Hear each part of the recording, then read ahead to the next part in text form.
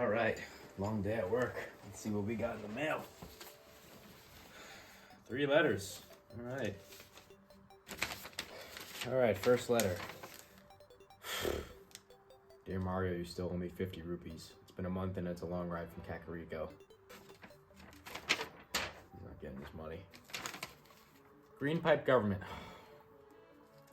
Mario owes the Green Pipe Service 200 coins due by October 18th. Yeah, Link's definitely not getting his money now. Mario, we Nintendo formally invite you to audition for the mascot for our new video game. Plum with 1 year experience. Sometimes you look at a game like this in an arcade and say, I just want to play something adventurous in my own house, not something where I could die and have to put in another quarter. Well, looky here, Nintendo had the solution for you, the Nintendo Entertainment System. You pop in a cartridge, 1 or 2 controllers, press the power button, and you're ready to go for a fun afternoon. A console different from the rest. Yeah, Atari was fun in its own right, but you wanted a game that did not look like some child's finger paint project. Introducing the NES's pack-in title, Mario Bros. And Duck Hunt. Obviously the game we'll be talking about today, the adventure game. Duck Hunt was a fun little target practice used with the NES Zapper. These cartridges were similar to what people seen before with the Atari and the Commodore 64, but obviously better looking. I mean, look at that. Here's the scoop. You open the Pac-Man looking mouth, you take your game, you want to put it inside. Well, you gotta blow on it first or else it won't work. You put it in, you push it down, plug in your controller, turn on the power button, do that whole thing, and there you go. Popping the game in, we are open to a menu screen, and the only thing active is that coin sprite in the top. Oh, and we just started. Okay, here we go.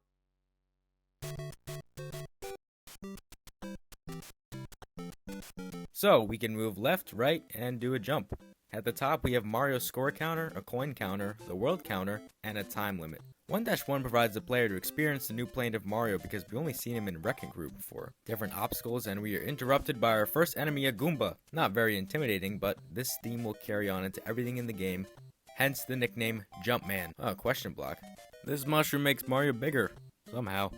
And he can now destroy the bricks, which according to the manual, are toads turned to stone by Bowser. Anyways, the next power-up is a flower and mushrooms. Alright. The fire flower allows Mario to spit fireballs right from his hand by using the B button. Pretty cool. This is the flag. This will become a staple in every Mario game, signifying you've completed the level. This is 1-2. Mario has entered a new realm. Underground! Yeah, everything's blue in here, I guess, showing that it's like a cave or something.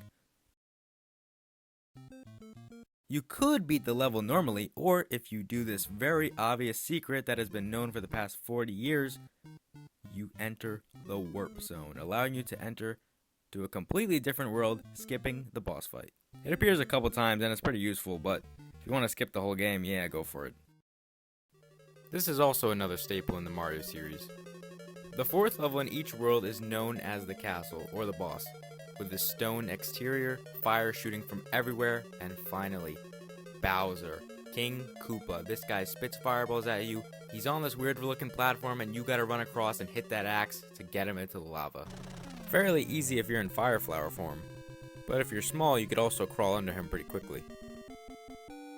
Well shit. You are now a well-seasoned Mario player with an established knowledge of the game, ready to go. You can traverse new worlds, find new enemies like Cheep Cheeps, and Goombas, and Koopa Troopas, and Bullet Bills, and each time you'll fight Bowser again and again. Honestly, with the limited soundtrack this game had of different beeps, it complements each world and level you go into, whether it's an underwater level, a cloud level, underground, fighting different Koopa Troopas. It makes sense. You know, a lot of games back then, the further you went, obviously it got harder, whether that be an arcade game, an Atari game, but this game, it's pretty noticeable. You have to make wider jumps, you'll notice there's a lot more pits, enemies come at you pretty fast, there's new enemies, more intimidating, and Bowser starts throwing hammers. I don't know where he got that from. And unless you had enough lives, it was game over. You had to start from the beginning. I mean, you could take the warp zones, but really, you had to start from the beginning, and that wasn't fun. I mean, it gets really hard near the end, and even if you do have warp zones, it takes you a long time to get back.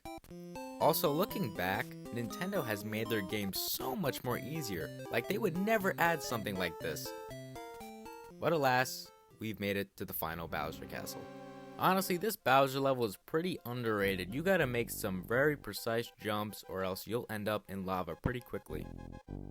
I haven't played this in a while, and I had to figure out I had to go through all these warp pipes or else I was gonna be stuck in an infinite loop with all these buzzy beetles and piranha plants and cheap cheeps and whatever the hell was flying around. But I found it to be pretty fun. And it made it that much more suspenseful that if you ran out of time, you would die and have to start from the beginning. There was even an underwater section with a red pipe connecting like the lava. I thought that was really cool. Right before the final Bowser, you gotta go through this little underwater section with bloopers. And even after that, you could die to these dumb hammer bros. Bowser's flinging hammers at you. You gotta run under him and boom! It's over. Is it truly over? Yep, it's a female, not a toad. Thank you, Mario. You gonna give me a kiss? Nothing. Nothing. Alright.